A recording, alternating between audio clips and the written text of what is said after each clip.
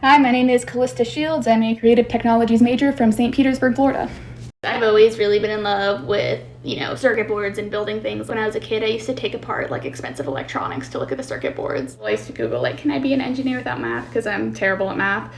And my parents hated it, but they're like, man, she might do something with that. So they encouraged it. From there, I went into engineering at Barry, dual degree engineering. My first semester, I had CRT 100, which is like baby's first creative tech. And the first day there, Dr. Grout gave us a tour of Hackberry. You walk in there and the first thing you see is that giant scatter field, right? And you see other people's projects and it's so cool and it's like, wow, I didn't even think of this. I want to do this. The only limit was your imagination. If you can think of it, you can make it. We have the technology to make it.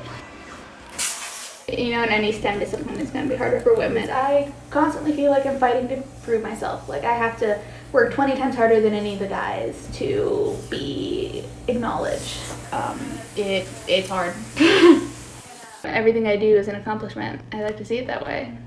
Because, most people can't operate the machinery I do. Most people can't do the weird things I do on the computer or program the weird things.